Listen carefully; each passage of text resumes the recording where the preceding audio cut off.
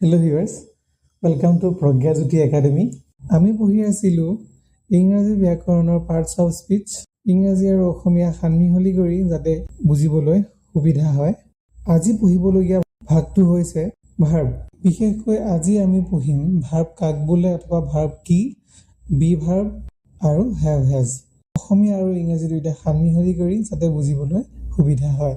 ইংৰাজীত ভাৰ্বৰ সংজ্ঞা বুলি ক'বলৈ গ'লে A verb is a word that expresses action or helps to make statement. অসমীয়াত যদি আমি বুজিবলৈ যাওঁ ভাৰ্ব যাক নেকি অসমীয়াত ক্ৰিয়াপদ বুলি কোৱা হয়।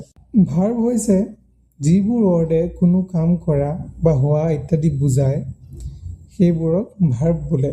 অৰ্থাৎ যিখিনি শব্দই আমি কৰি থকা কামবোৰ বুজায়, আমি খাইছোঁ, শুইছোঁ, গৈছোঁ, খোজ কাঢ়িছোঁ, খেলিছোঁ, নাচিছোঁ, ঠিক তেনেদৰে কাম কৰা বা হোৱা বুজোৱা যিকোনো শব্দই হৈছে ভাৰ্ব।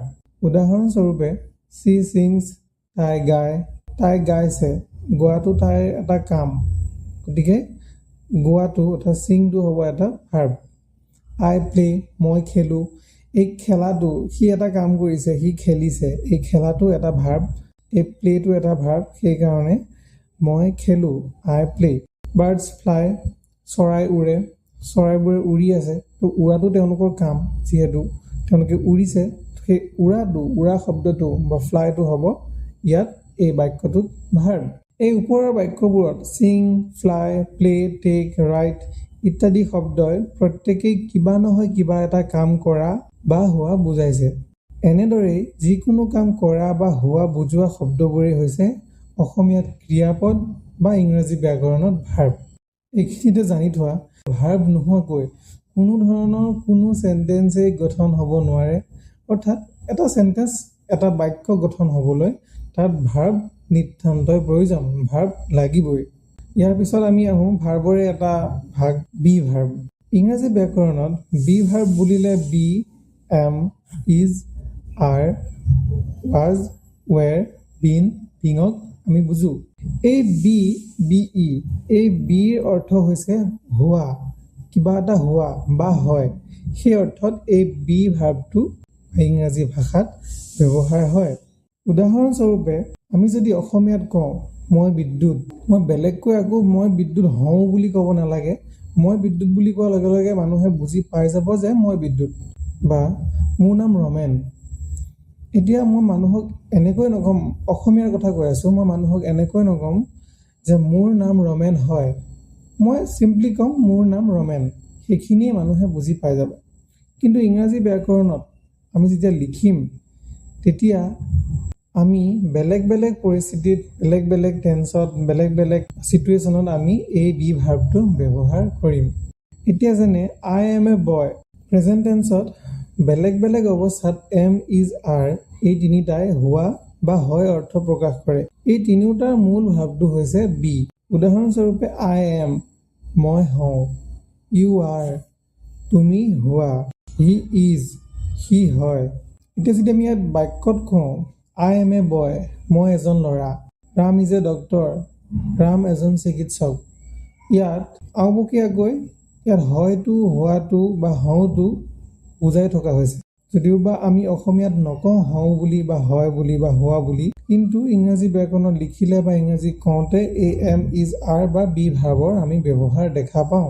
এইখিনিতে মাৰ্ক কৰিবলগীয়া কথা, আইৰ লগত সদায় এম বহে আৰু ইউ, উই, দেৰ লগত আৰ বহে। হি, চি, ইট, দিছ, ডেট, মালা, ৰাম ইত্যাদি বিভিন্ন মানুহৰ নামৰ লগত, বয় বস্তুৰ নামৰ লগত ইজ ব্যৱহাৰ হয়। ইয়াৰ পিছত আমি এখন বি ভাৰ্বৰ তালিকা পাম, য'ত নেকি subject, present tense, past tense, future, present perfect আৰু পাষ্ট পাৰফেক্টত এই বি ভাৰ্বটো কেনেকৈ ব্যৱহাৰ হৈছে ইয়াত দেখুওৱা হৈছে। ছাবজেক্ট আইৰ লগত প্ৰেজেণ্ট টেন্সত সদায় এম বহে আৰু পাষ্ট টেন্সত ৱাজ বহে। ঠিক তেনেকৈ ফিউচাৰত উইল বি, প্ৰেজেণ্ট পাৰফেক্টত হেভ বিন।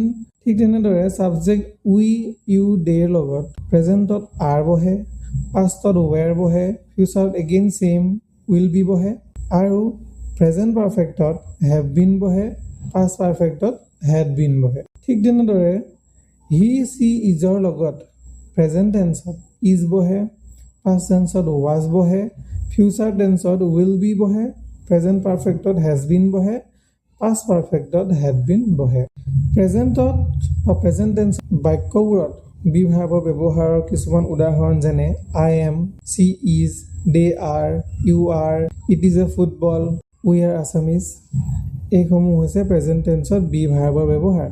পাষ্ট টেন্সত বি ভাৰ্বৰ ব্যৱহাৰ ছাবজেক্ট ৱাইজ হৈছে I was, he was, it was, you were, we were, they were playing. Present পাৰফেক্টত আমি সেই তালিকাখনৰ মতে যদি যাওঁ এই বি ভাৰ্বটোৰ ব্যৱহাৰ হৈছে I have been, you have been. আৰু ফিউচাৰ টেন্সত এই গোটেইসমূহ ছাবজেক্টৰ বিপৰীতে এটাই বি ভাৰ্ব বহে বা বি ভাৰ্বৰ এটা ৰূপেই বহে, সেইটো হৈছে will be.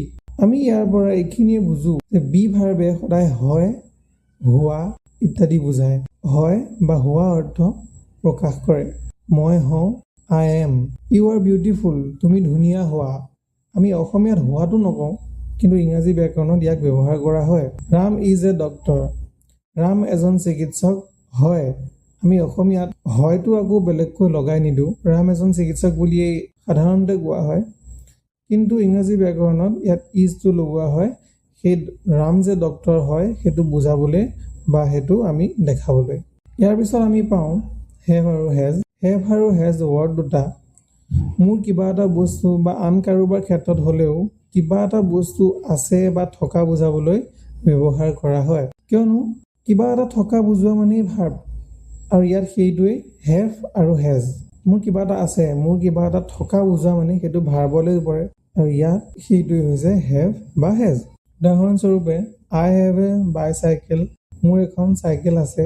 Riya has a বেগ, ৰিয়াৰ এটা মোনা আছে। হেভ আৰু হেজ এই দুয়োটা হেভ ভাৰ্বৰে ৰূপ।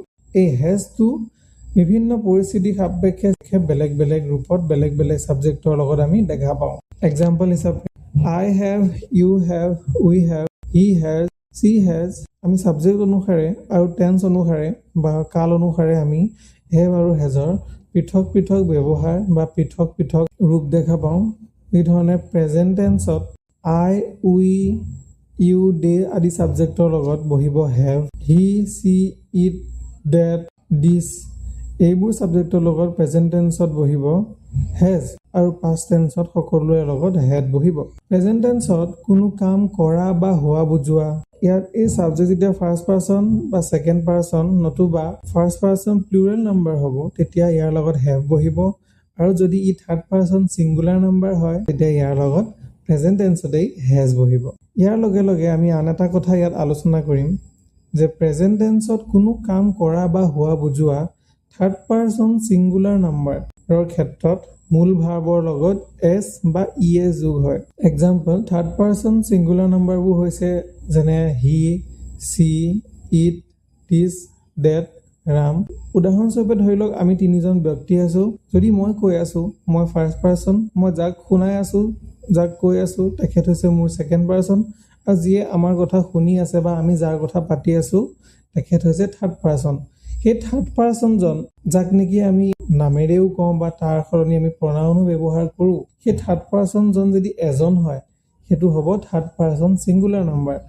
সেই ক্ষেত্ৰত ক'বলৈ গ'লে তাত যিটো মূল ভাৱ থাকিব সেই বাক্যটোত বা ব্যক্তিজনে কৰি থকা কামটোত তাত এছ বা ই এছ যোগ হ'ব। ইয়াৰ পৰৱৰ্তী ভিডিঅ'সমূহত আমি পাৰ্চন আলোচনা কৰিম। বৰ্তমানৰ কাৰণে আমি জানিব বিচাৰিছোঁ যে আই মানে মই ফাৰ্ষ্ট পাৰ্চন, আইটো ফাৰ্ষ্ট পাৰ্চন, ইউ তুমিটো বা ইউটো হৈছে ছেকেণ্ড পাৰ্চন। আমি কাৰ কথা পাতি আছোঁ? তাৰ কথা। হি বা ৰামৰ কথা, সেই ৰাম হৈছে তেনেহ'লে বা ৰাম বা হি এইটো হ'ব থাৰ্ড পাৰ্চন। এতিয়া এই থাৰ্ড পাৰ্চন যদি ছিংগুলাৰ নাম্বাৰ হয় তাৰ ক্ষেত্ৰত সদায় সেই বাক্যটোত থকা ভাৰ্ব বা তাৰ লগৰ কামটোত সি যিটো কাম কৰি আছে সেই কামটোত সদায় এছ বা ই এছ যোগ হ'ব। উদাহৰণস্বৰূপে হি গ' ব্ৰেকেটত ই এছ নিয়ম অনুসাৰে গৈ এনেকুৱা হ'ব যে he goes to school every day. যিহেতু হি এটা থাৰ্ড পাৰ্চন ছিংগুলাৰ নাম্বাৰ গতিকে গ' টু লগত ই এছ এটা যোগ হৈছে যে সি সদায় স্কুললৈ যায়, সদায় যায়। চিম্পল প্ৰেজেণ্টত আছে he goes to school every day. First পাৰ্চনে নিজৰ কথা কয় তেনেহ'লে হ'ব আই গ' টু স্কুল এভৰি ডে, তেতিয়া গ'য়ে হ'ব। কিন্তু যদি সি থাৰ্ড পাৰ্চন হ'ল আৰু ছিংগুলাৰ নাম্বাৰ হ'ল তেতিয়াহ'লে তাত এছ বা ই এছ যোগ হ'ব। সেয়া হ'ব এতিয়া মই যদি কওঁ আই ৰান, মই দৌৰোঁ, ইউ ৰান, তুমি দৌৰা। যেতিয়া কথা আহিব third person singular number Ram এতিয়া হৈ পৰিব ৰাম ৰানছ। আজিলৈ ইমানখিনিয়ে আছিল। আশা ৰাখিছোঁ আৰু চেষ্টা কৰিছোঁ যাতে আপোনালোকে বুজি পাইছে। যদি ভাল লাগিছে লাইক, কমেণ্ট আৰু শ্বেয়াৰ কৰিবলৈ নাপাহৰিব। লগতে ছাবস্ক্ৰাইব কৰিবলৈও নাপাহৰিব। ইয়াৰ পৰৱৰ্তী ভিডিঅ'ত আমি ইংৰাজী ব্যাকৰণৰ বা অন্য বিশেষ টপিকত আমি ভিডিঅ' বনাম, আপোনালোকৰ মাজলৈ আনিম। থেংক ইউ ফৰ ৱাচিং।